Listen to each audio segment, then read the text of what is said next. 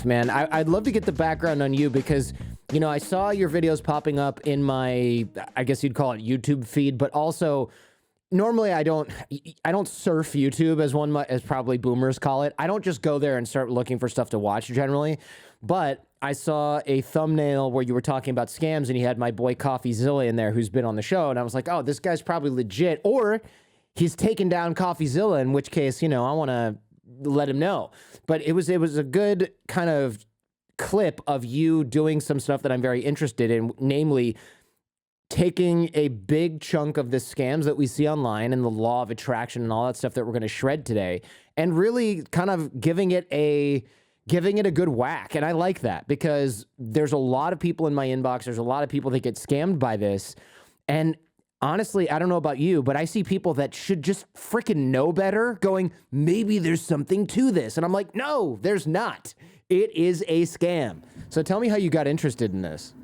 Yeah, oh man, where to even begin? I think the kind of channel has almost in a way become like my own journey with a lot of subjects. So I initially kind of got into this through a lot of like I don't know like if there's a better way of phrasing it, but sort of like the Instagram entrepreneur type of culture that we see, where it's like someone who's like the entrepreneur on their Instagram bio, and like they're in like they've got mansions and they've got like Ferraris in the back and all of this. It's kind of like this presentation of what entrepreneurship is supposedly is. It's like some romanticized version of it, and a really caricature of it. Right. Yes.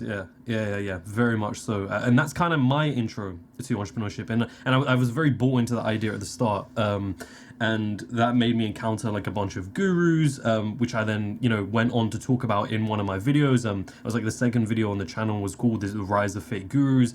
And it was about this whole epidemic of this type of entrepreneur.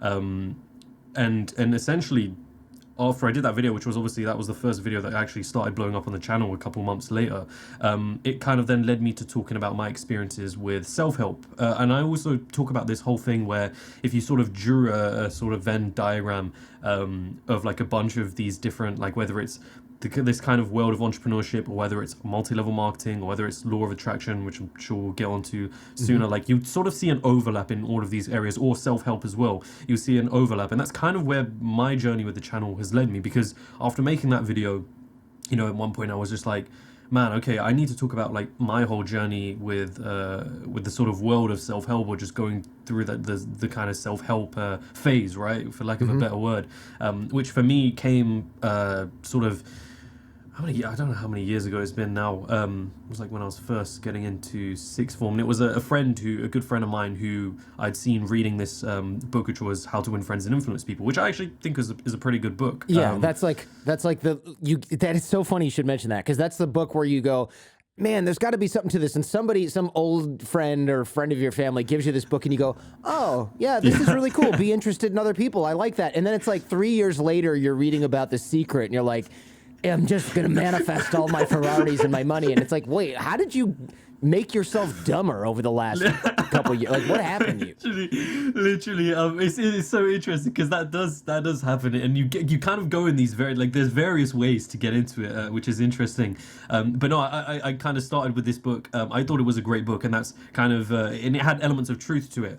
Like there's so many things in like How to Win Friends and Influence People that I do use today, and obviously now it's kind of like outdated, or like most common knowledge kind of advice. But I thought it was a good book. Kind of led me to reading more and more books.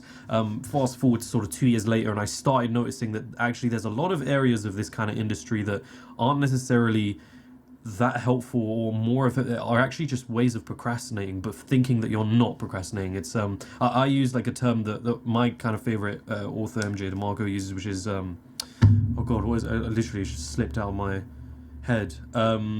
It's a type of like productivity where you don't realize that it's actually procrastination. Oh, action faking. That's it. Action faking. Yeah.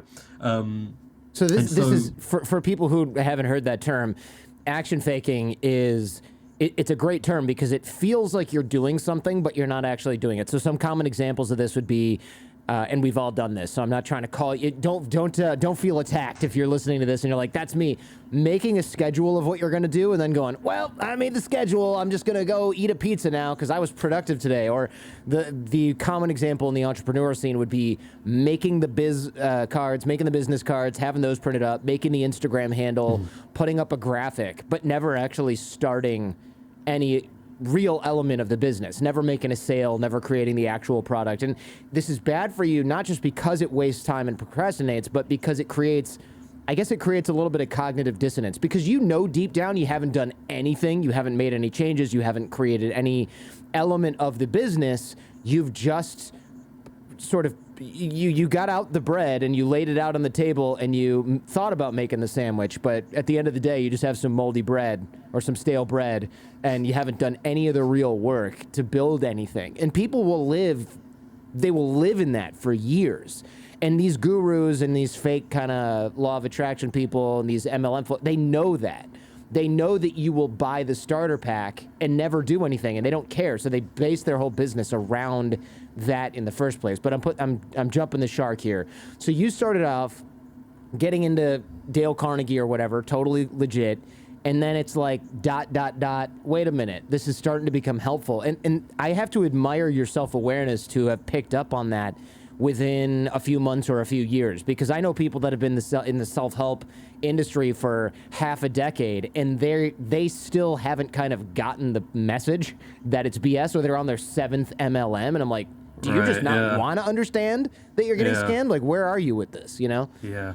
I mean, that's a whole other kind of subject, because I think what you commonly see, and I've noticed as well, is there will be people who will go from one thing to the next. It's a really weird pattern. I don't like, there's like reasons for it, I guess, and in many ways it comes from the idea of hope. Like, it's like, this next one is actually going to be the thing. Right. And then if you go kind of deeper than that, you realize it's something to do with like trying to shortcut, whether it's like trying to get wealth, whether it's trying to get like happiness, or even trying to, I guess, find a sense of community. You often find that with MLMs as well, where people, and I guess with cults in general, actually, if you just look at any kind of cult, that this whole idea of like a community, it feels like you're part of this group, and that's kind of what these things are very good at giving you, which I guess fuels that idea of like going from one thing to the next. But yeah, I was starting to realize, I mean, I'd gone to like seminars, I've spoken to so many people in like these sort of self-help circles. When I started to just see that pattern emerge, then I kind of like, I've read so many now books on this stuff, and I literally did a recent like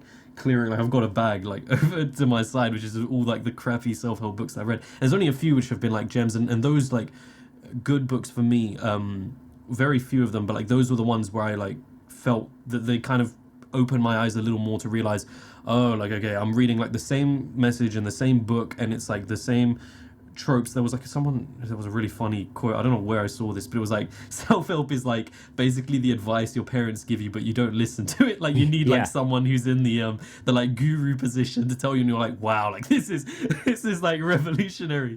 But I guess in many ways that's what it kind of seemed like. There was also the elements of self-help where it's just like, it's really difficult for someone to give this kind of advice to such a huge audience. So for example, you know, I don't want to name drop too much, but like if you look at like Tony Robbins in front of an audience, right? It's like there's so many people in this audience. The advice that you give cannot apply to the like all these people. But I guess it's like something that I come to realize where it's, and this is another thing where I realize it's so easy to be in like the world of self-help when you initially kind of start when you're in a vulnerable spot. It makes you feel better and you feel good about it. And it's so easy when you're in that spot of feeling good to kind of talk about like, like, you know, talking about success or giving other people, like I found myself becoming this person who anytime I spoke to someone, I was like trying to give them help. Or like trying to give them, but it's really silly, and then only when you kind of face stuff in your life, right, or just bad things start to happen, things don't go your way, and that's when you realize, hang on, a lot of this advice isn't actually helpful. And you realize, like a lot of this isn't actually, like, these people were just giving this very general, basic advice. This really sounds great when everything's going well.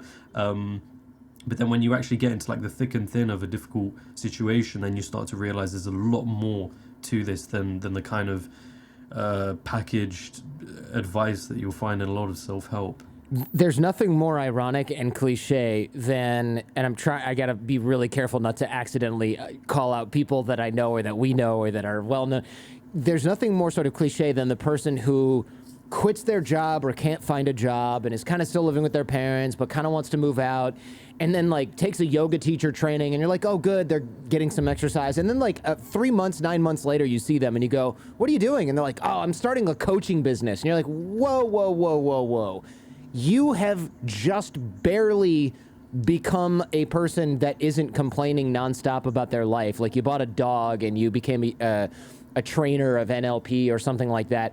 How are you now suddenly a life coach? Like you're the most lost person in our entire circle of 27 friends. Why are you now the guru coach? And I get it. It's not that they're a scam artist suddenly, right? It's not always anyway. Or I should say not even usually. It's that they went to, like you said, some seminar.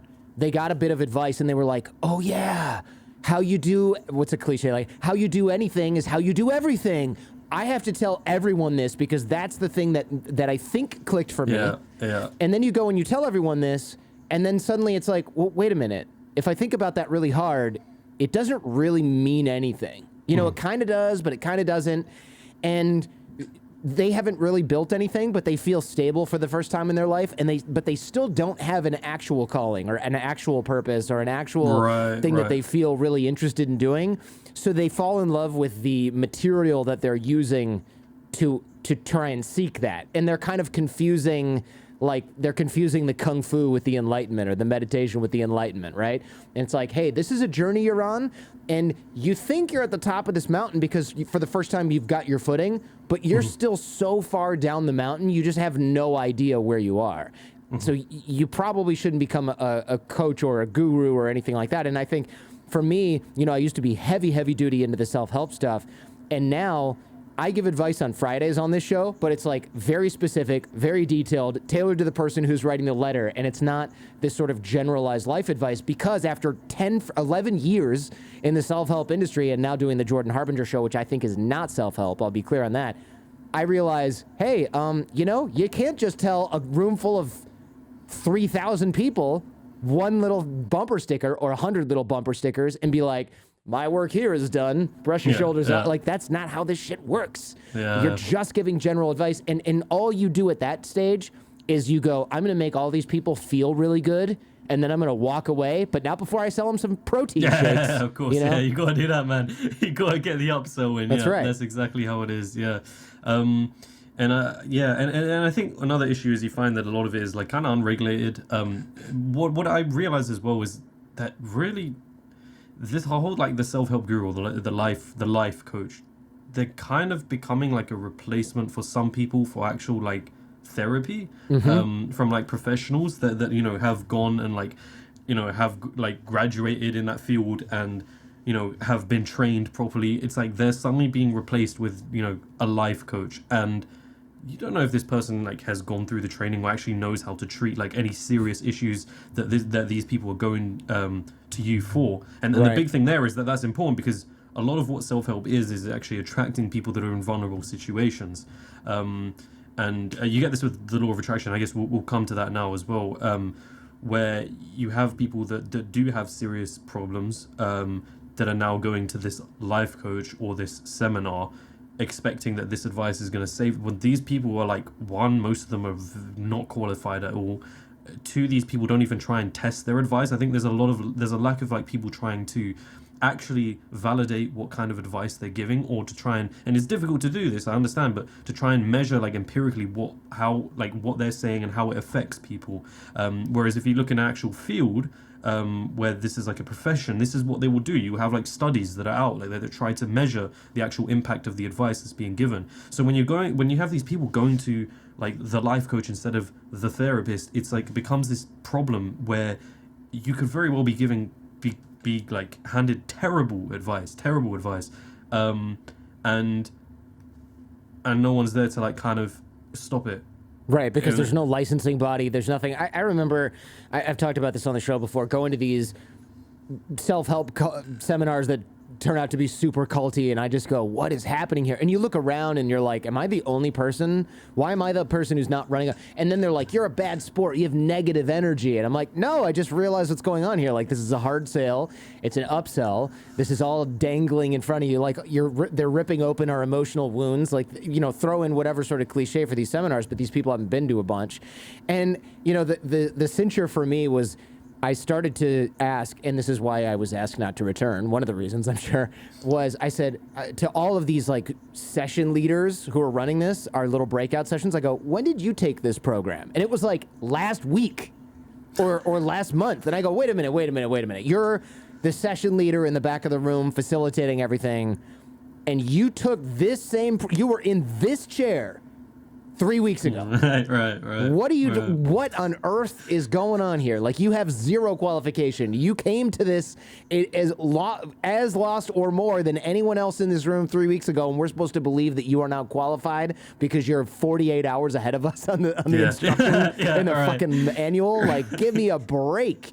But you know, I got to ask you this, and this is what some people are saying, is like, look, you read a book or you go to a seminar, you feel like you've leveled up, and just because you get a dopamine hit, maybe you don't really level up. You probably don't, in fact.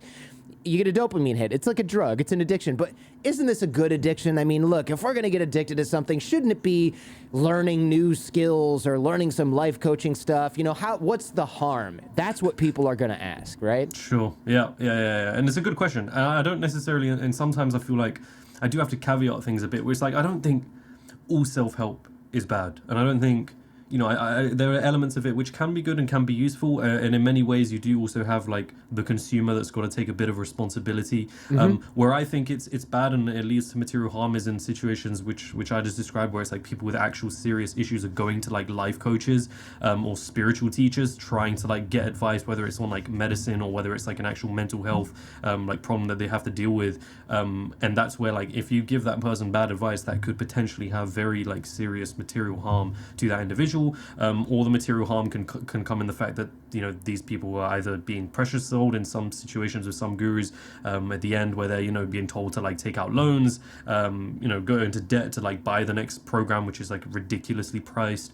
I mean, these are situations where like it is putting harm on the individual. In other situations where it's just the case that someone is in this pattern and in this cycle of just reading a bunch of self-help from authors who may not necessarily even have a huge business behind it, or may not be trying to you know, nefariously try and pull you in and sell you on a big thing, but you as a consumer are doing it, then in that case I think that is where like a consumer has to take their own responsibility over their actions and be able to say, okay, I can spot that this pattern is happening. I've kind of got to relax. I've kind of got to like actually do something here. And yeah, I guess there's a nuance to that. I don't want to like kind of be sitting here and saying, and sometimes I feel like as well, like this caveat I lacked in the video that I made about the self-help, the toxic world of self-help, which is what I called it at the time, was that I just didn't add in this sort of slight nuanced message where it's not all bad and there is some responsibility on the consumer to also be aware of their own patterns. But that being said, I think there's a large chunk of that self-help industry which is in the sort of portion of it where it leads to material harm, where it's people giving people that, you know, aren't qualified, aren't professional, giving advice to people that need actual serious help, or selling people on a ridiculously expensive things, like selling to the wrong people, to the people that they shouldn't be selling this kind of stuff to for that price, and all sorts of things. And I think that's a large chunk of self-help, which is unfortunate for those that I think are trying to be a bit more legitimate, trying to sell to the right kind of people that actually, you know, they can provide value to, etc. I think it's unfortunate for those people, but yeah, there's definitely a nuance there is absolutely. Yeah, I think the big secret, and you reveal this in the video, and we're going to link to a bunch of the videos that I used to prep this interview in our show notes, so people will see these and can go to the source material and watch and listen to your hypnotically, you know, sexy British accent just narrate all of this instead of listening to me yell at them. But the big secret here is you are more valuable to the self-help industry, unhappy / broken / discontent, right? Then you're just more valuable that way than you are happy and fulfilled. And that is one of the reasons that I wanted to get out of the industry, because we were teaching years ago. I used to teach like social skills and things like that. And the ideal client just outgrew us. But then we were like, well, crap. And then, you know, our business consultants would go, you need something else to sell them. And we're like, but no, because then we can't focus on the people that really need our help. And they're like, yeah, what you need to do is like leave them wanting more. And I'm like, no, I want them to leave going, I'm done. Not like, oh man, now I got to buy the next thing. I didn't want to do that. And that's a problem because unfortunately, in many successful self-help businesses, there is no actual incentive for the guru, the teacher, the instructor to help people make lasting change. One, it's harder to do because you have to do so much work. You got to tailor stuff to your client or to your customer. And it's also just really easy to keep people hooked, upsell you into something else, right? Rip open all your childhood wounds and then go, but in our advanced class, we're going to go over how to handle all these. But then, of course, you don't do it then either. You just sort of dig like one layer deeper. And it's like, well, when are we going to fix this problem? And by the time that they've done their, your 9-day, $19,000 course, they're just desperate for a solution because you've ripped open their childhood trauma or given them some new ones. And it's that feeling of inadequacy that keeps people coming back. That's the dark secret, right? Is that they don't want to freaking help you fix anything. They want to keep you where you're at or make it worse. Yeah, well, certainly for some. I mean, obviously there are those that don't try and do that. I believe that there are people who actually just want someone to. But yes, there is like that toxic thing of I guess like we need to find the next big thing to sell them on, the next upsell, and it becomes like you're trying to solve this. You assume that you're trying to solve this issue that this person has, whatever it is that they've come to you for. But like at the same time, what you're hoping to get out of them is just another sell on the next product as opposed to like them getting the solution and being out on their way. That is where it does definitely get toxic. And I can imagine, and it's interesting hearing from like you saying that that kind of environment does exist, because that's what I imagine happens like kind of with some of these people behind closed doors, is the talk about what's the next thing we got to upsell them on, what's the next big program, and it becomes a case of like, well, aren't we trying to not see them as much? Like, are we trying to actually help them? And that's another element of it that gets toxic. But and you build as a self-help instructor or guru or whatever you want to call it, you build, and which I'd never liked that word, of course. I didn't even like the word coach, but it was all I could, it was all there was. You build yourself into like a prison, a business prison, right? Because you find the ideal client is someone that outgrows everything that you have, right? And then you go, oh, well, I'll just build more that they can grow into. But then you have to do a bunch of work to build that. You have to work on yourself, hire new coaches that are that quote unquote evolved to be there. So you're building a new business.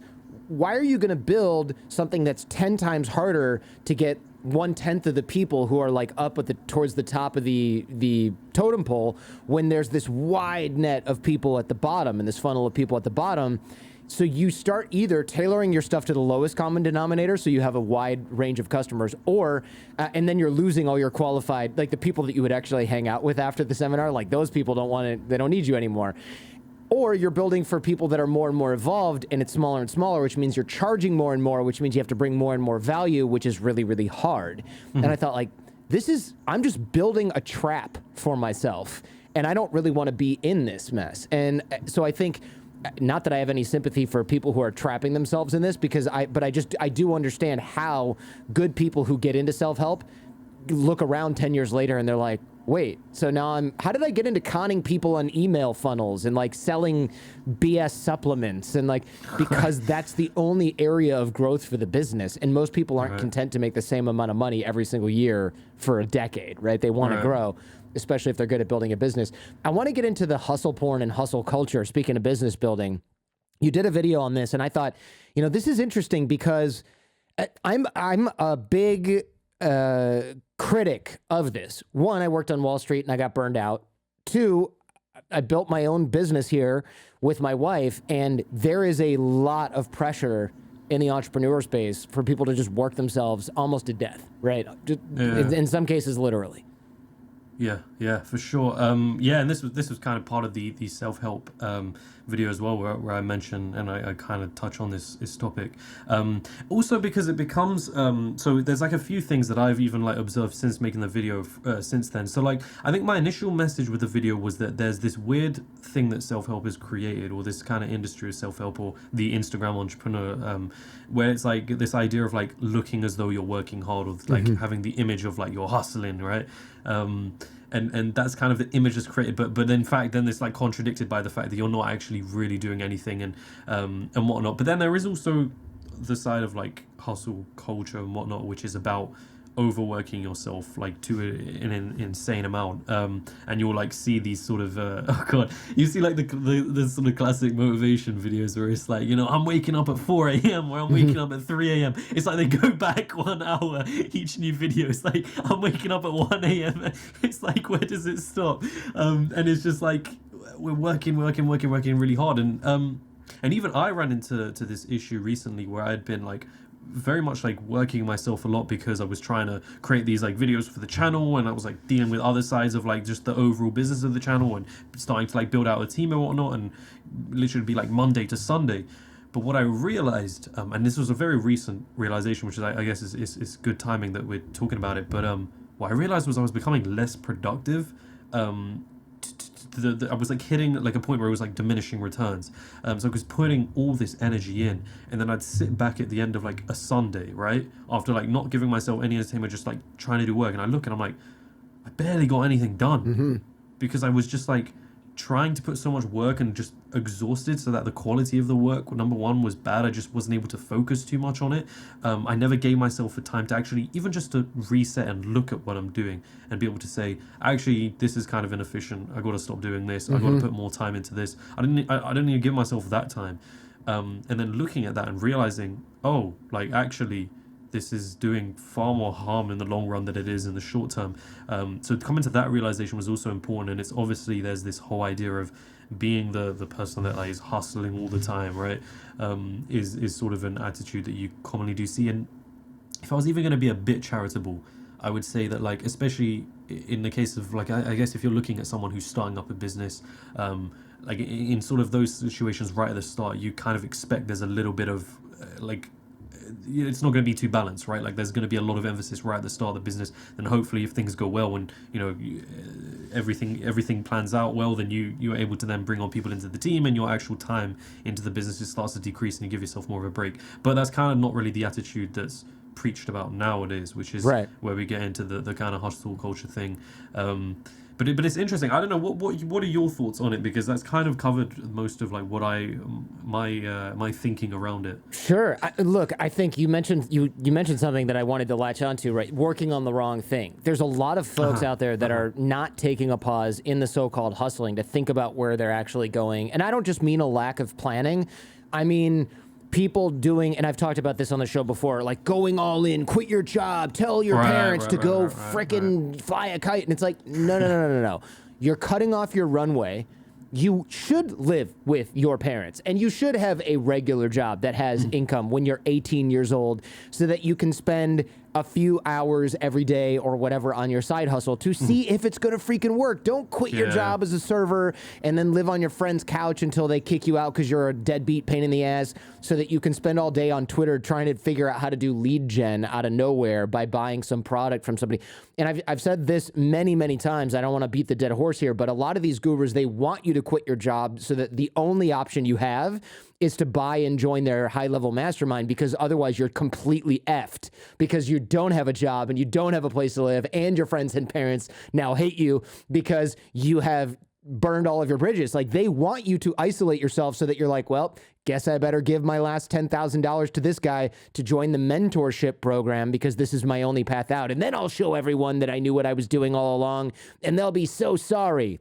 And that's just not how this ever works, right? You want to leave yourself enough runway. But yeah, working on the wrong thing, never taking that pause and hustling to see where you're actually going. Also, a lot of these gurus, they talk about ideas that they've never done any of this crap, right? This is not how they are making money. They are selling you the idea, right? And you gave a practical piece of advice, and you had a sort of commonly known real estate scammer in the B-roll on the video, which I thought was funny, because I think he said something along the lines of, you know, if you just know that you're destined for more, but you just don't know the path, like, this is for you. And I'm like, okay, so you're describing everybody who thinks they're destined for greatness but doesn't know how to get there. But your practical was, ask yourself if what this person is telling me, the method they are telling me, is this the method by which they got rich themselves? If they are a real estate guru, are they doing real estate deals? If so, how many? Why are they teaching seminars at the freaking airport Hilton if they're so good at buying and selling multifamily property? Why are they're not telling us about their secret real estate system tricks while broing out with whatever like guru du jour? Why aren't they busy doing business? I don't sell podcasting courses to teach people how to get rich podcasting. I'm busy getting rich podcasting. People, come on. Right. Yeah. That's a common thing that is seen there. And oh god, I remember this is especially like an early realization where I kind of had to just like slap myself, because realizing that a lot of the going through a lot of the gurus or looking up to like a lot of these gurus that now I'm far more skeptical of. It's this idea of like they were selling you on something that actually is not the way in which they're making their money is a completely different thing. It's by selling you that thing, or like they try and essentially what I was like realizing was there's something behind what is being taught, and it's not actually what they're telling you. When I was going through a lot of like the gurus, the Instagram entrepreneur type thing, you were kind of being sold on either fads or these kind of, no, I don't really know. It's not like get rich quick like business model type of things, but it's these sort of the idea that like business entrepreneurship is about like catching a wave or catching a fad, whereas it never really cut to a bit more deeper, where it was like trying to like potentially find a problem and creating a solution to that problem, or finding something that has a lot of scale in it. It never really cut to a deeper core. No, it's hey, you can make so much money drop shipping fidget spinners on Amazon. It's not, hey, here's how you find a niche that's good for you and then build out that niche. Yes, 100%. Because even with like, it's not like I'm like dropshipping can work. I've got like, you know, I have a good friend of mine right now that does well with dropshipping, but it's not like, I've spoken to them, and it's like a lot of people in that area seem to think that it's like this thing of like, yeah, like I'm just gonna find a product on Alibaba and I'm gonna like just sell it on Facebook, and it's like, this isn't like, you got to actually like apply some level of thing and be like, okay, how can I actually market this product, and is this a good product, is it actually, so how can I market it so that, you know, the USP is clearly defined in its marketing and it's clever, etc. And it's like that isn't sold when you're kind of looking at these like Instagram entrepreneurs, and yeah, coming to that realization, which in hindsight, I guess maybe it's like because I'm young, it's easy to kind of fall for it. In hindsight, it's like bingo. All right. Bingo. So not you, right? But the reason I'm so against this is multifold, and the first prong of this is that they primarily target kids 18 to 24 or whatever, and desperate people. And I'm not saying that kids are dumb, but I am saying that if I'm 18 and I'm watching you on YouTube, well, let's not you, because then I would know better. Let's say I'm watching some stuff on YouTube, and an ad pops up, and it's one of these guys with a cool haircut and a Maserati in the background, and like there's a girl in the bathtub that you can just kind of sort of see, right? You are saying, hey, dork, you're probably at home right now on your crappy phone. You know, your mom is next to you. They're making you watch what they want to watch on their TV. You don't even have a car. Your friends are all out, you know, not doing anything either. Look at me, I'm loaded, man. All you have to do is just scrounge up some cash. I know you got it somewhere. My first training is free anyway. Just come and join me and be part of this elite club of guys that are much cooler than you have ever been in your whole life. And you can eventually leave and move to Miami and hang out with dudes who drive cars like this, because you'll be one of us. That is what they are selling. They are selling the dream, and you brought this up, right? The course content that they have doesn't matter. They're targeting kids. That's the other prong of it. And honestly, I have been approached to create podcast courses by people who are outselling the idea that you can get super rich podcasting. And I'm like, you make the course. You're the one telling people this. I'm the one telling people that podcasting is a terrible way to make money, and that you have to like win the podcast lottery and maybe start 14 years ago like me helps. You know, like, I'm not going to help you make a course on this. And I know you've mentioned it, where there's these Amazon guys that are like, or it was at CoffeeZilla, these Amazon guys are like, yeah, Amazon drop shipping, and they reach out to somebody who you and I or CoffeeZilla know, and they're like, hey, can you like make the course? Because we've never even seen this shit. Like, we don't know anything about this. We're just selling. Yeah. There was a big part of it is I've been trying to. This is like a recent project that I've been working on, which is just like a passion project. Was trying to figure out what, because I don't think I don't have a position where I'm like, I don't think online courses are bad. Like, I've taken online courses for a bunch of different things. It's kind of like similar to self-help, where there's like just this huge chunk of it that has become like is like kind of this whole thing of like selling this dream or targeting like a vulnerable audience and whatnot. So if I don't think that online courses are bad, I need to figure out, okay, what would like make the ethical kind of selling of an online course. This was kind of, and I'm like working on like a whole document right now, just to like trying to flesh these ideas out on my position out. And one of the things that I realized was a big part of it, what would separate, for example, someone ethically selling a course versus unethically selling a course is how much of a guarantee can the product or service fulfill on the promises and expectations it's setting out in the marketing. Because if theoretically there was a course, right, that everyone who took it, right, in this hypothetical universe, everyone who took it was making $10,000 a month, right, in profit, then you could go to, like, you'd be silly not to market that as like, get out of your job, this thing is gonna like make you a whole other income, like you can quit your job with this, because that's actually what you're guaranteeing. In that situation, I wouldn't consider that unethical. Or you look at a lot of like marketing today is some may like somehow like in some way or another target like a vulnerability, or you know, maybe it's like a face cream that's you know, kind of showing someone with spots and like they don't look great or whatever, and then they apply the face cream and they look good or whatever it might be. That's technically targeting a vulnerability, but I don't consider that as unethical, because there's some level of guarantee that what the product is it will actually help you get to that. But it's when the courses are so like crazy in their promises. For example, if, in my opinion, so if Jordan, if you put out a course where it's like, this is how I built my podcast, here's the business model that I use, this is the course that I've done, I wouldn't consider that unethical. If instead you went, guys, I've been making a ton of money from my podcast, here's my students who are making a ton of money, podcasting is great, it's the thing that's kind of break, like you kind of start to apply these high expectations where it's going to break you out of the 9 to 5, it's going to make you so rich, whereas these are things that you can't actually guarantee with the product that you're offering. It's very hard to guarantee that. The expectation is shifted in that marketing, which then turns it into an unethical thing. Is that like, does that distinction completely makes sense to me, and I'm with you on that. I love that distinction. I think that's well articulated. Because people will go, well, what the hell? There's plenty of look, I have Skillshare. You know, I'm learning Photoshop from there. You sell Skillshare, Jordan, you hypocrite. You know, on the Jordan Harbinger show. Right, but Skillshare is not saying, hey, if you take this Photoshop class, you are going to get hired by Disney, and they are going to pay you like $1 million bonus, because you are going to be the dog's balls, or whatever you get to say over the dog's bullocks at Photoshop. Like that, you are going to be so good at this. And the thing is, with something like podcasting, that may be even a great example, because I know people that are wildly talented and very hard workers, and they have 20 years of experience working for like Canadian Broadcasting Corporation, and they're great interviewers. And like, Jordan, I want to start a podcast. And I go, man, that's going to be really good. You know, you write well, your interviews are good. And they start a podcast and they go, I'm getting like 350 downloads an episode. How do I grow this thing? Like, how, you know, when I wrote for CBC, when I was on CBC radio, half of Canada was listening to me. Like, what's the problem? And I go, I mean, you kind of had to like get lucky and call in favors and do a bunch of swaps. And like, you got to pick up a marketing skill set that's going to take like 50% of your time or so. And then it helps you if you have money, then you can buy ads, and like, that's going to take a decade. And they're going, wait, what?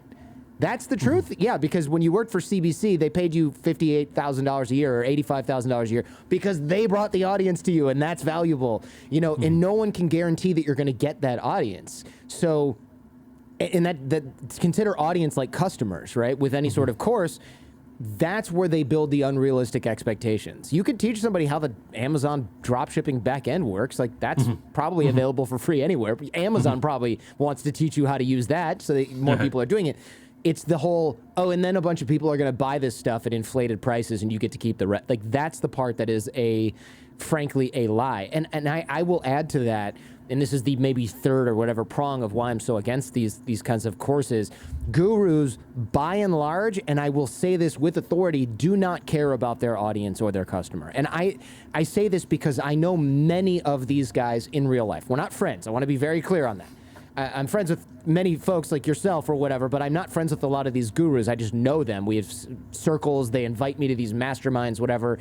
But I hear from them and their teams, and from whistleblowers and all these other folks like that.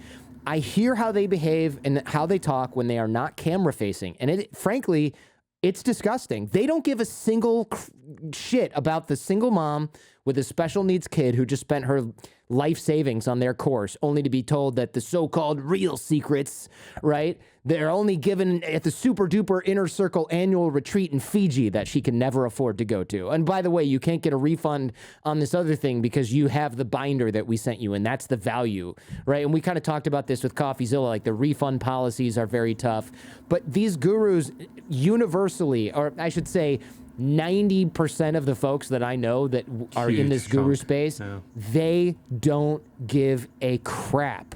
They never talk about how their success stories are doing amazing. They only talk about their profile and what they've bought and how successful they are. They never mention their students. That should be a good red flag that everybody should pay attention to.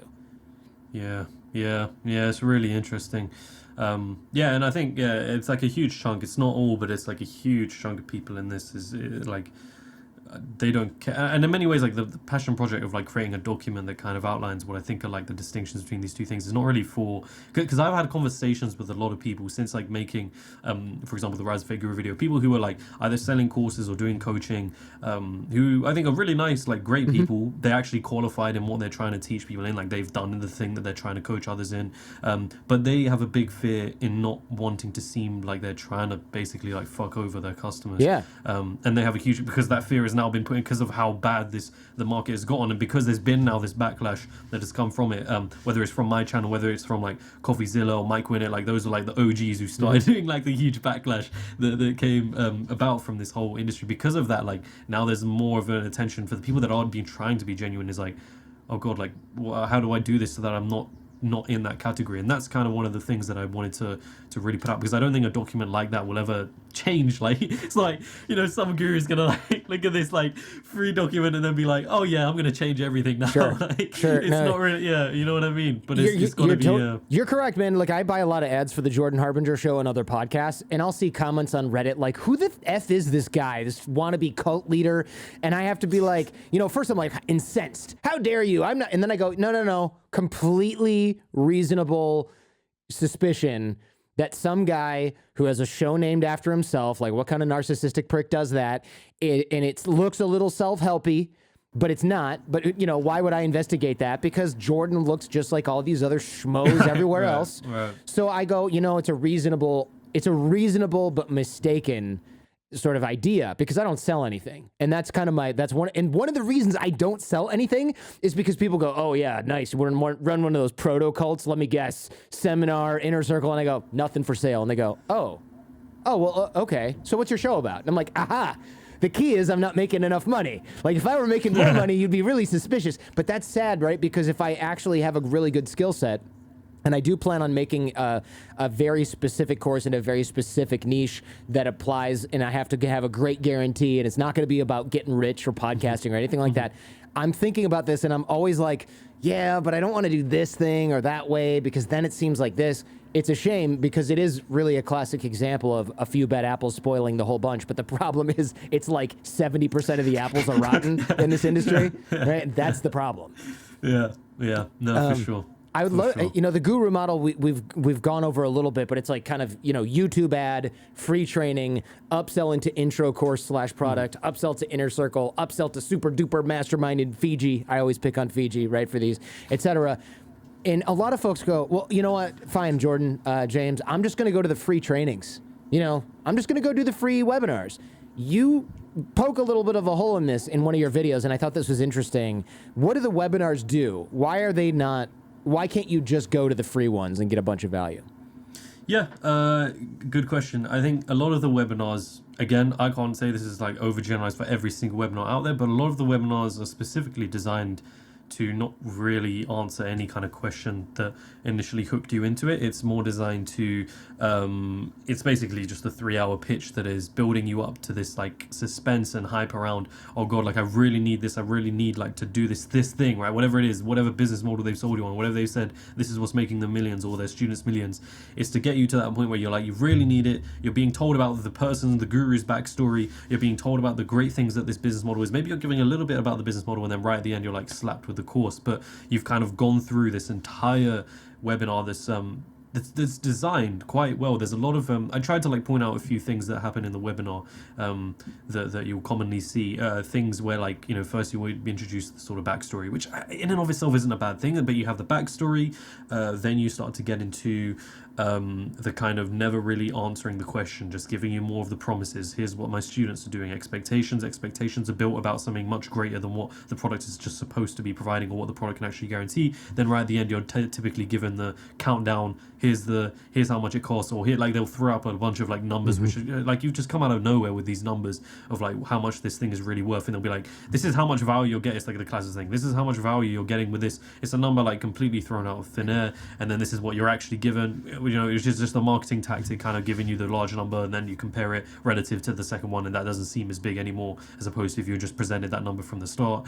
And then you're given the fake countdown. You may even be told that the webinar is live. Most of them, in fact almost all of them, are not live, because obviously that just wouldn't be scalable, but you're told that it's live. You're given it almost seems like it's live when you go through the classic ClickFunnels ad, and it looks like there's a countdown, and they'll pretend to even be reading a chat. Like, oh god, it's so like, yeah. I had to go through like hours and hours and hours worth of like webinars for that video. I can't tell you, it's so annoying when it's like you get in, they're like, oh hey, like Thomas from England, or hey Jerry from America, and it's like they'll just like read out these names. You know, there's no chat there. You know, it's not live at all. They're just making it up, and then God, right. So the live chat, you're saying the live chat is fake. So there's a chat box on the side, and it's like, hey Jordan, James, this is so amazing. You're dropping huge knowledge bombs, y'all. Yeah, and it's like, we wrote that, and it just comes up at like minute 17, and we go, Jonathan from Albuquerque, what's up, dog? And we just scripted that whole thing. There's no one in the chat. You're the only, there's 5 people watching this webinar. It's been played 7,000 times. It's on every Tuesday or whatever. Yeah. Or literally, sometimes there won't be that live chat. It will just say something like, if you have any questions, type here. They won't actually show you the chat. It will just be like, this is the common thing was like, this is a private chat between you and the guru. So like, they're pretending that you're not going to see everyone else's messages, just between you and the guru.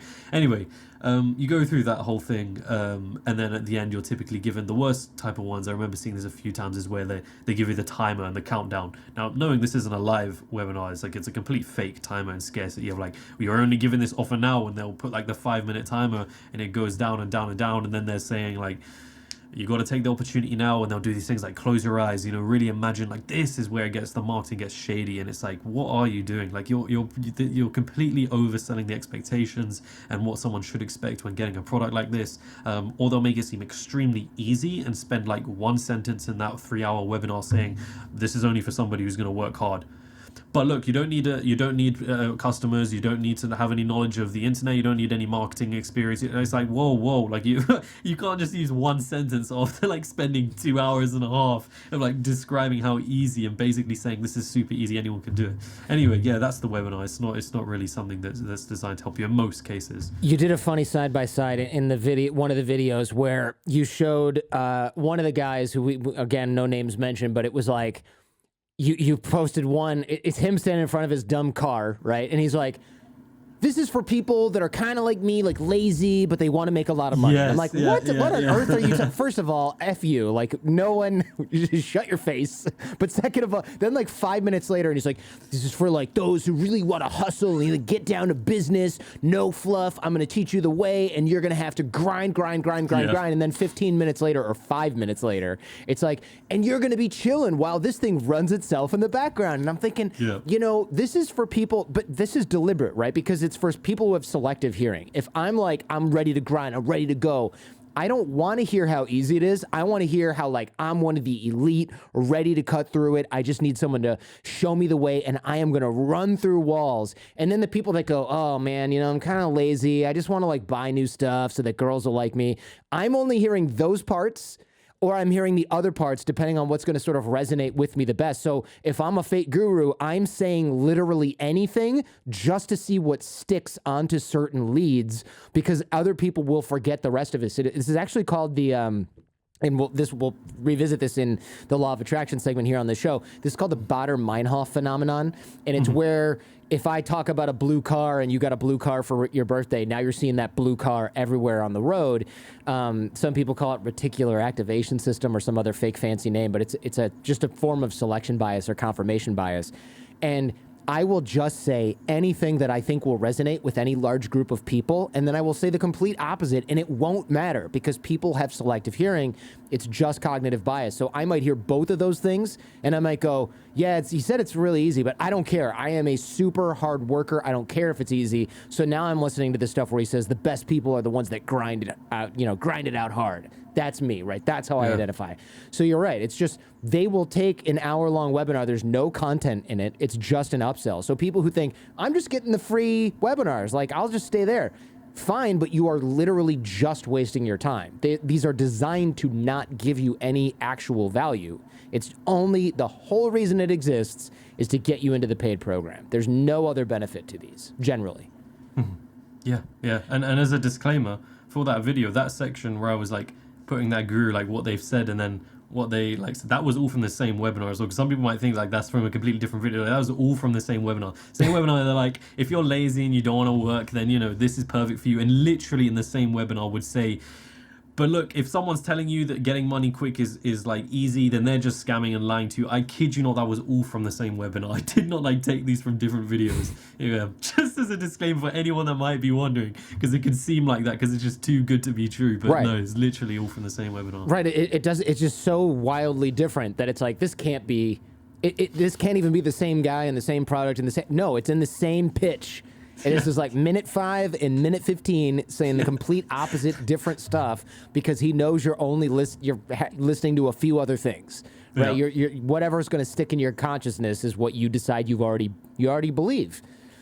Let's talk about law of attraction because this is one of my favorite pet peeves. Look, it's made famous by Oprah, which everyone loves Oprah, but I have to say, shame on whatever producer, handler, assistant handed this to her and then let her believe this unchecked.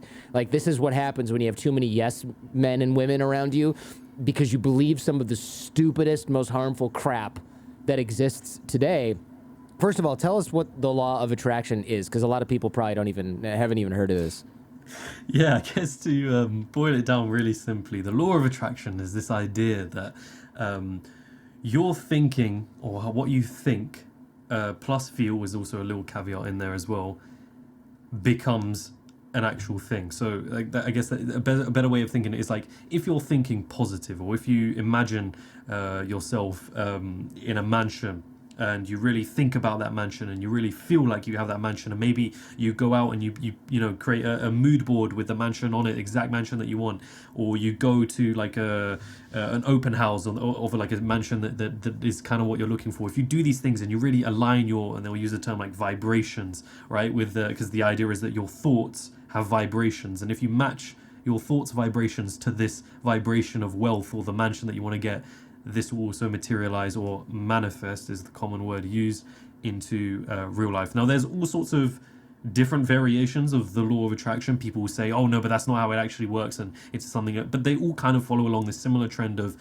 if you think and feel this certain way, it will materialize in that way.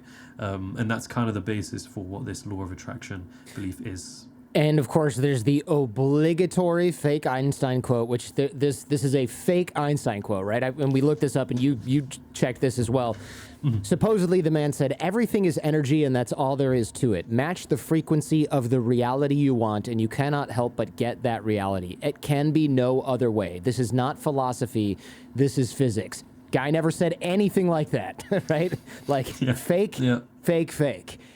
Which makes sense, right? I mean, if you don't have a fake Einstein quote or a fake Mark Twain quote, like, what are you doing with your life?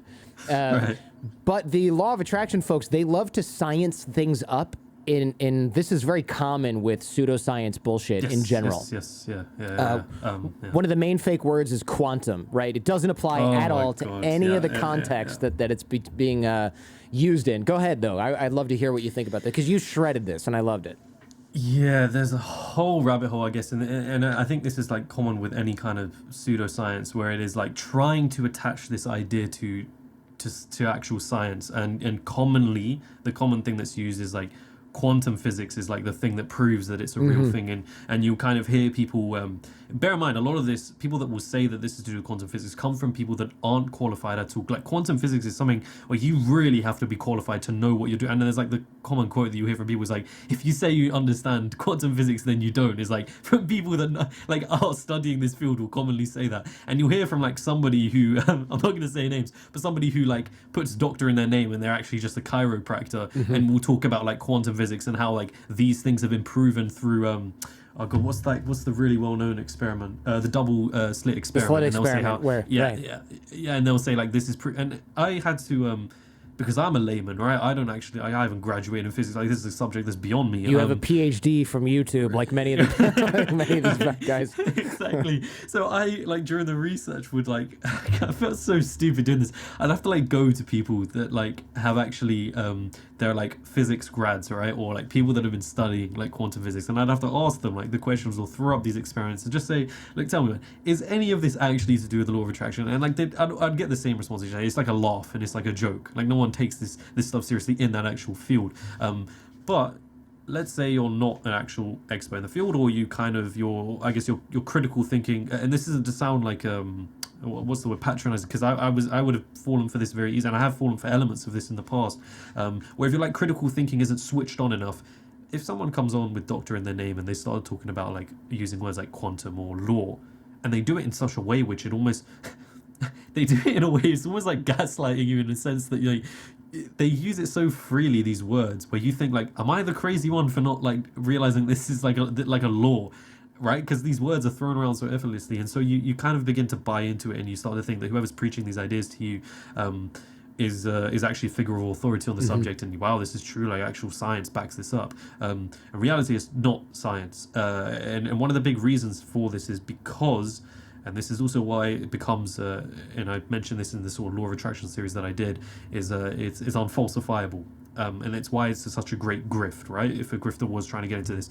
because what you've got with the law of attraction is this idea that we can never really say, anytime it doesn't go in that way, anytime you think something and it doesn't occur in the way in which you were thinking about it, you can go to the guru that's preached this idea to you, and you can say, hey, like I've tried it, I've done like so much work and it hasn't worked. And the guru can say, well, look, the reason it hasn't worked, and they've got a bunch of excuses they can lay out. It's like, one, you didn't believe hard enough, right? As if it's something you can really measure, right? It's something that you like, one, you didn't believe hard enough. Two, you weren't patient enough. You know, it was coming. You know, the vibrations were starting to get aligned. Like, you can come up with whatever fluff you can. The vibrations were starting to come aligned, and you weren't patient. You weren't patient enough, and it was just there. And you've kind of just, you know, you weren't patient. You didn't stick to it.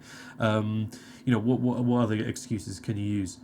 Like, it's just like any of these things that you can use as an excuse. One of the common ones that they're trying now is, oh, if this didn't work for you, it's probably because you're, instead of manifesting the good stuff that you wanted, you're accidentally manifesting the negative outcomes that you didn't want by focusing too hard on not getting those as opposed to actually going for the things you do want. And they're like, so if you take my course, it's only $3,000 on how to manifest properly, then you can get the good results and not the bad results. And so you end up going, like you said, it's unfalsifiable, right? So this paves the way for those with bad intentions. You see it in other scams like multi-level marketing where, hey, if this didn't work for you, it's got to be your fault, because look at this guy on stage. I mean, he's crushing it, selling overpriced toilet paper through Amway. Or, you know, he's selling so many doTERRA essential oils. This has got to be a you problem, because look at all these great people. And that also goes into survivorship bias, which you bring up as well, where, yeah, maybe if I'm running doTERRA, I'm only putting the 1 in 10,000 people that's actually profitable up on stage. In fact, you know what? Screw it. You don't have to be making any money. I'll just pay you to go up on stage and lie about it, as long as you're a good speaker, because who's going to verify your income? You're not bringing your tax returns with you. Come on. Yeah, for sure. And it's like perfect for the, and I say like for Griffith, because what is kind of sad when you really look into it is you actually see there's situations where it's almost like we were talking about self-help with like the life coach. Someone becomes a life coach because they hear about this stuff and they just feel like, oh, this is brilliant knowledge, now I can help so many people. You actually see a lot of people in this law of attraction space get into it and teach other people and create their own courses, but they genuinely believe, they don't actually think that they're doing anything harmful. But like it's like blind leading the blind, right? Like you have them and they genuinely believe it, and then they'll sell these courses on how to do it, and it's perfect. Again, they're given all the excuses in the book that they can use if the student, you know, isn't able to do it, and they believe in those excuses. They really do think that that's the case. Like there's no way that this law of attraction thing can't work. But I think fundamentally that the law of attraction has, in terms of like its scale and in the level of like things that are just unethical or very harmful, like I think law of attraction does get into the sort of the near top, because a lot of the times when and part of the research for that video was I spoke to people that really believed in it, and sort of had a back and forth conversation, almost like a debate type of thing, where I was really trying to flesh out these ideas, and I'd present them these sort of things inside of the law of attraction, like the fact that it's unfalsifiable, or like a lot of misinformation, or that there's not much science around it. And I guess the ultimate question that normally came down to was, oh, but like if it's not causing any harm, like what's the point? Like why not just let someone? And that was where I kind of said, well, I disagreed. I said there is actual fundamental harm that's being done in this kind of belief system that you've created, and that's where we get into the sort of areas of health that the law of attraction tries to weave its way into, health and medicine, and I guess you can go into a whole rabbit hole talking about like alternative medicine and all of this stuff. But I think law of attraction, what it does is it extrapolates these ideas into the idea that, you know, if you have a disease, you can just think it away, right? This is what it commonly does, and there's been, you know, actual examples, and I go into like some of this stuff in the series, where examples of people who, you know, have an actual disease, a serious like life-threatening disease, and instead of going to professional help, they like instead believe in the law of attraction stuff, thinking that their mind is going to cure it for them, and it doesn't work out. And like I can't even begin to, like, there were so many stories. I had like testimonials that I asked for when doing this series, from people just getting their thoughts. I didn't say anything about being negative or positive. I just wanted to get people's experiences in general with law of attraction. So many of these stories, really sad ones, where it was cases of people who have, either they themselves or family members have had this, and they would refuse to go for medical treatment because they truly believed in this idea that if they were just thinking positive, that they could cure themselves of it. Or people who had a friend who they themselves, they weren't like a grifter or like they believed so much in what they were thinking that they told their friend this advice, and that friend ended up passing away. Like actual stories like this. To name it, like, oh, like I can't, like the testimonials that came through specifically for this series investigation was just like, it was very almost like emotionally taxing doing this series, to hear kind of the amount of stories of just people that have either been gaslit by the gurus who they follow, people that are like genuinely, some people who are still operating right now, who are running like effectively just like cult compounds, which like honestly I said as well, I was like, I wish I had like the money to just like fund some kind of like proper investigation doc so we can like properly expose some of these people, because they're still out doing their business and they still got their stuff operating. One of which I'm thinking of in particular, which at some point I'm very confident is going to end up becoming like a Netflix documentary on this person and what they're going about doing. I know who. Is it Joe Dispenza? It's got to be that guy. It's not Joe. Oh, okay. That can be. It's not Joe Dispenza. Although that's the whole other bone to pick with Joe Dispenza as well. It's not Joe Dispenza. It's someone based more in the UK. I've shown their face a few times in the actual series, but I've spoken to like ex-staff members from that guy's place, and it's a whole other rabbit hole to go into. But there's a lot of those kind of people. This also encompasses the kind of I guess the spiritual guru sort of thing that you tend to see, like the new age gurus, and this kind of leans from the law of attraction into the whole new age stuff, which includes things like tarot cards, or whether it's what's the thing where you like think the star sign tells you something astrology. about life? Yeah, that's it, astrology. This is where it encompasses these ideas very similar to the law of attraction, or this idea of like twin flames. It's very, very much the similar type of thing with the law of attraction, these unfalsifiable things that just not rooted in any actual science, very much like they're based on these ideas of like trying to use like dreams and hopes and things that you have and trying to present it in like a very shortcut, easy way. Yeah, and the whole field, it basically just encompasses all of this idea that like actually these ideas are harmful, and there are people that have tried to take this stuff seriously when it comes to like medicine and health, or even just the toxic positivity side of it, which is another thing that it's not just in health. So like a lot of it is focusing on this idea of being positive, but it's extremely unrealistic. Like nobody, and it's like you don't want to, like you can't be positive all the time. And I'll caveat this because some of the people in the law of attraction space, like the fact I know like all the, because having these conversations, I know all the kind of counter arguments and things that come. Sure. People in this space will say, but it's not about being positive. Actually, we say embrace, like you got to accept that positivity. But fundamentally, underlying your belief system is this idea that you are, if you want to achieve this positive mindset or being in this positive space, you have to be aligned with it. And so fundamentally rooted in your belief is the idea that if you are not in that space, something is wrong, something is misaligned. That is a fundamental part of that belief system. No matter how much you want to caveat and say, oh, like, well, you know, you got to accept that place to get to that place where you want to be. Like your belief system is fundamentally rooted in that idea that in order to get to that space that you want to be, you have to be on that same vibrational frequency. Right. So never thinking negative thoughts, which by the way, not only is unrealistic, it's terrible for your mental health. Because what if you have depression? Oh, how do I suppress this so I don't manifest other things? And it's like, no. You go to a therapist and you work this out. You may need medication. You are not supposed to just ignore these types of feelings. And frankly, I was researching this last night after your videos as well. Trying to suppress negative thoughts actually increases paranoia, which feels bad for everyone.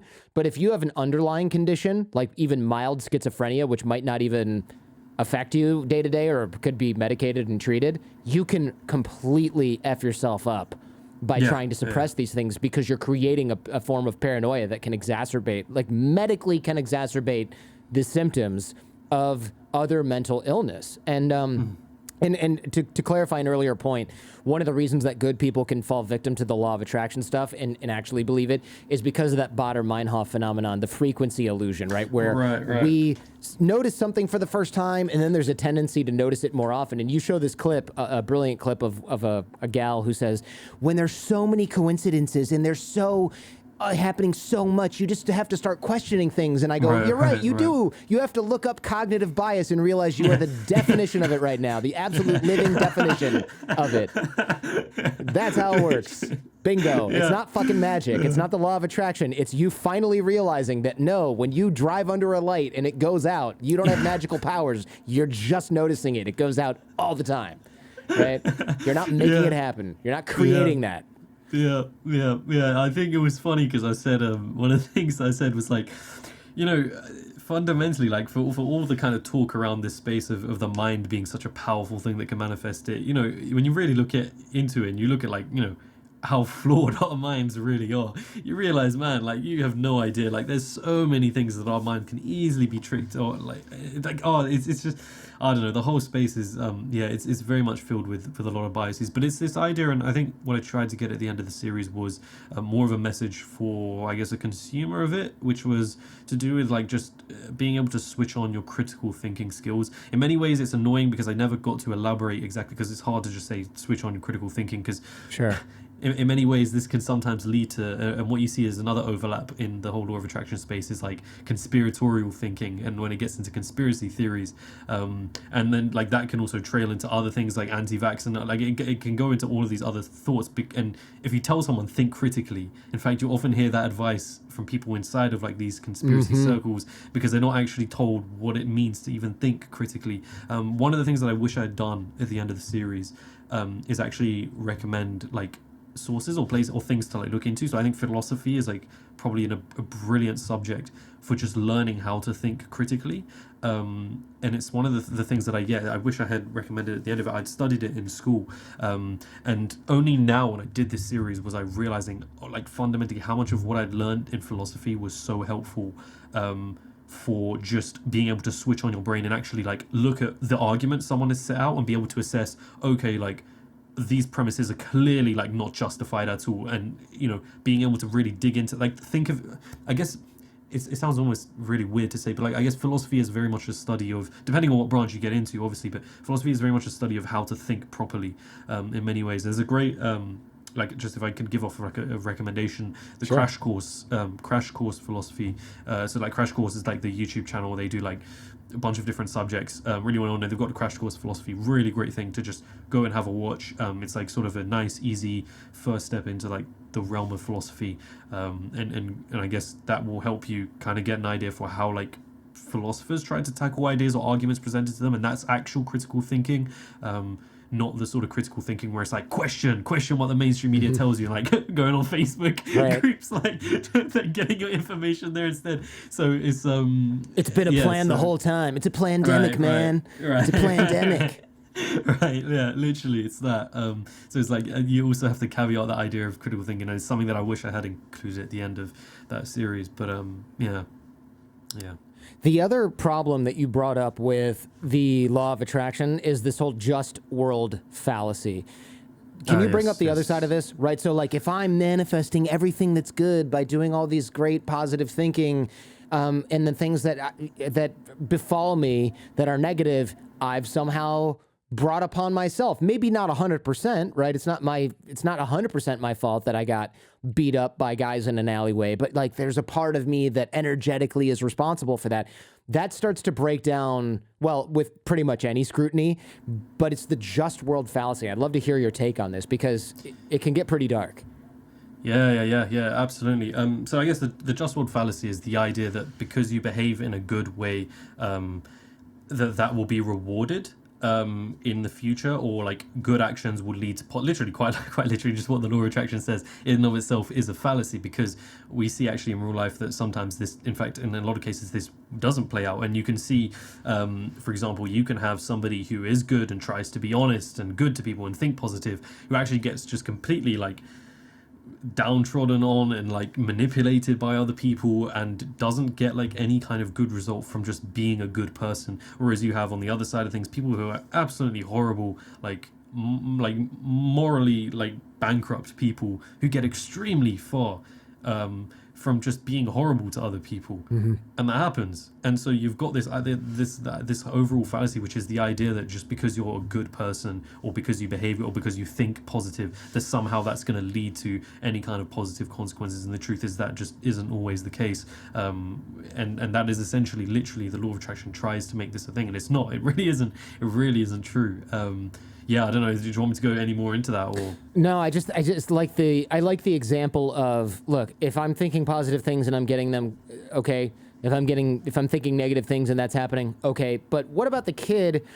In fact, I'm going to try and phrase this carefully because this is a friend of mine that I really do like. But he brought up the idea that maybe he could cure himself of a deadly cancer through, the alternative stuff and the healthy stuff and the law of attraction. And finally, it was funny because a lot of the people around him who were telling him like, oh, it's all, healthy foods and law of attraction. One of the guys had cancer before, and he staged an intervention and goes, listen, man, I know that we talk a lot about this stuff.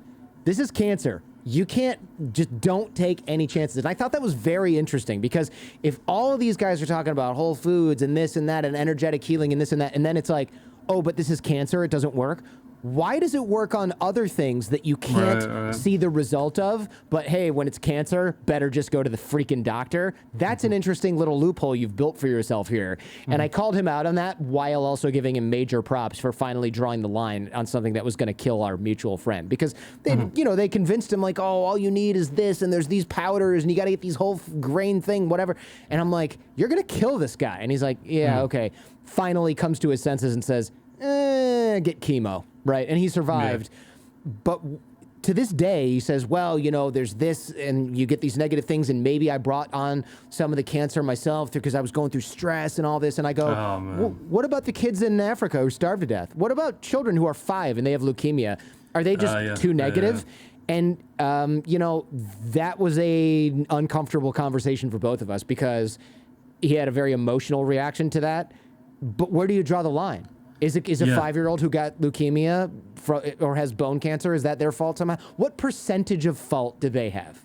Yes, right? yeah. The more you kind of end up, so this is like the problem of suffering that the law of attraction will always fit. There's some really interesting videos where there was one specifically where Esther Hicks, who's well known in this kind of space, was sort of questioned on it by someone, and it was a really good interview, and she published it herself, but it was if you really pay attention to the conversation, she pivots very quickly because she doesn't want to address this question of suffering, and because it very much, the more you look into it, the more you realize how absolutely insane this belief system is. But yes, the problem with suffering is, what about situations where you've got kids who are starving in the millions, right, and die below the age of 5, let alone not the fact that these people are like, the children are dying, that's an impact on the family, right? Like there's a whole other like array of things that happen because of that.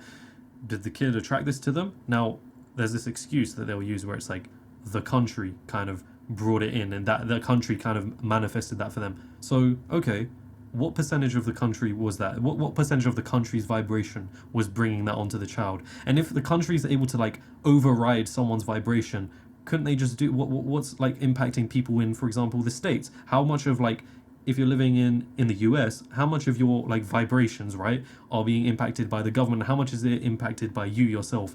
And it's like you the more you question, the more you realize, okay, this is absolutely insane. You're just making things up on the spot at this point. But I guess the more you start to dig into it, and especially it happens with this problem of suffering, where you start to realize, like, when you bring it up, like there's that level of like cognitive dissonance that appears.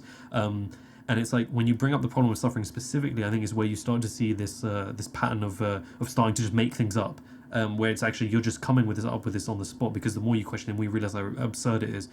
There's another great recommendation actually that I would say.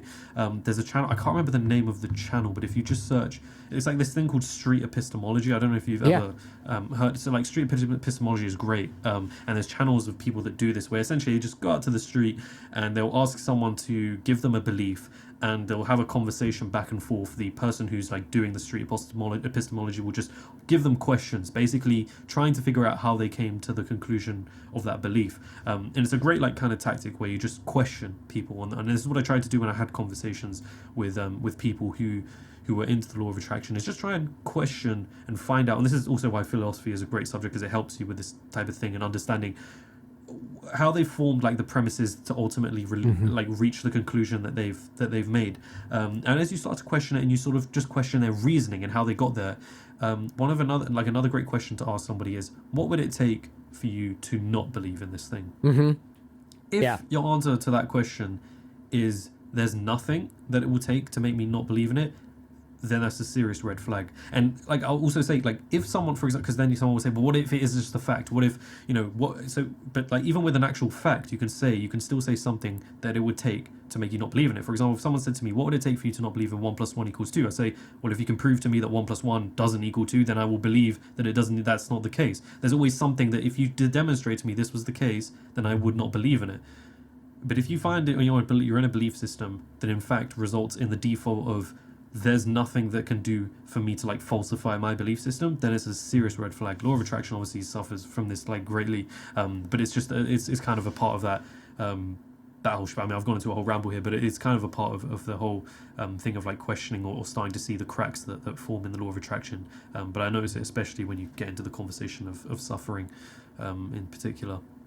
Yeah, I remember that is interesting, and I love the idea of street epistemology as well. Like it must be exhausting, but hey, people love talking about that kind of thing, so good for them. I remember a long time ago, I went to some lecture with a rabbi. This is like 20 years ago in college, and the idea was why bad things happen to good people. And I'm not saying this guy like represents Judaism. I think it's in fact, it was like a culty sect of Judaism, and I didn't realize it at the time. I just was curious about this lecture. And the why bad things happen to good people, I can't help but chuckle. The real reason was because that person is behind closed doors, just kind of a shitty person and deserved it. Right. And I was like, wait, so you're really saying that the reason that so-and-so got cancer and like died or their baby died is because we just don't know that maybe he beats his wife? And that was the actual example that they gave in the lecture. And I was like, check please, this is ridiculous. Like, if you're good, then only good things will happen. What planet are you on where that has ever been the case? And it's just such a very like harmful view, because imagine what that does for the sympathy you get in the community and the support you get in the community when your child gets bone cancer and he's 4, you know, God forbid. And then it's like, well, I don't know, Rabbi so-and-so said that probably he's done something really, really horrible, so we should just stay away from them. I mean, he must be a horrible abuser if all his family died in that car fire.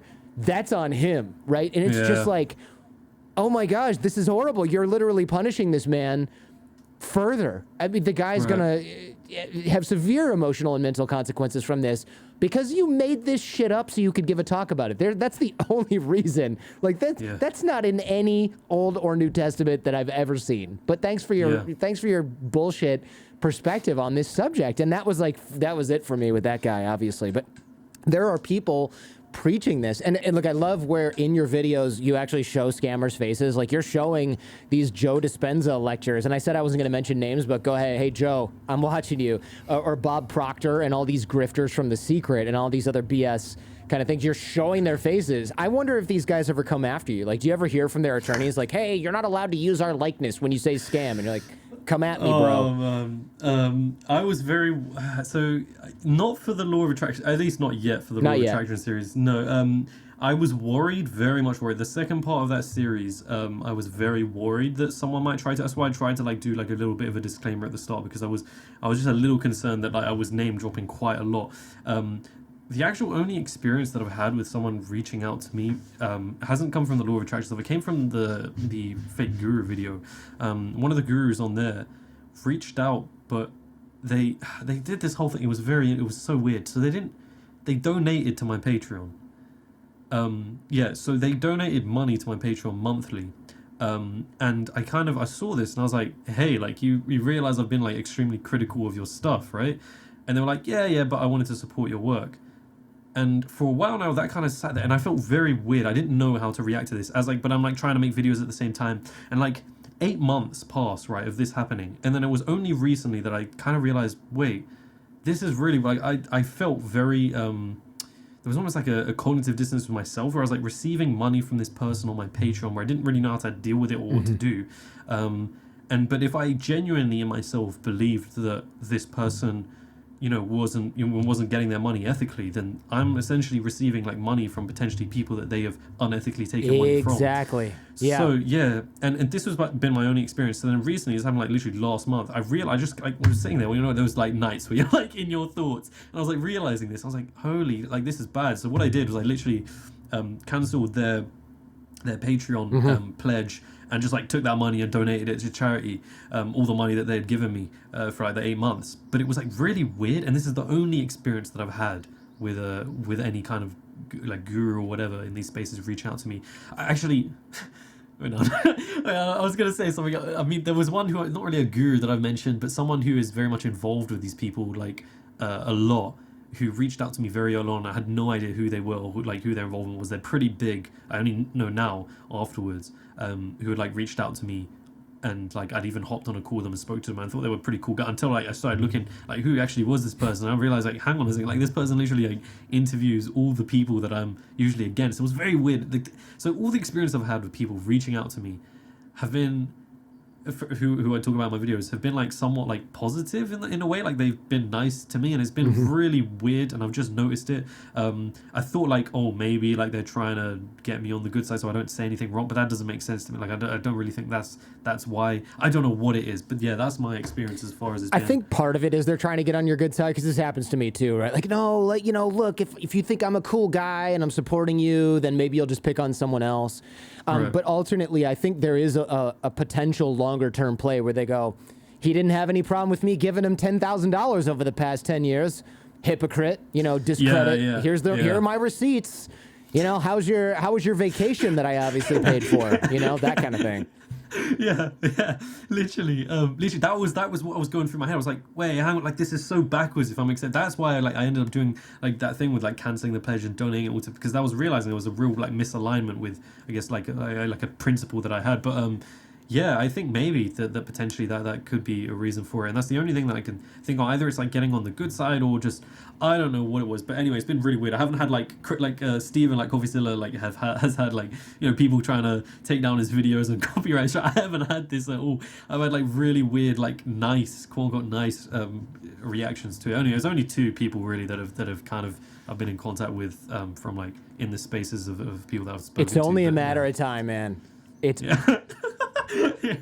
this has really been brilliant. Thank you very much, man. I really appreciate it. Pleasure.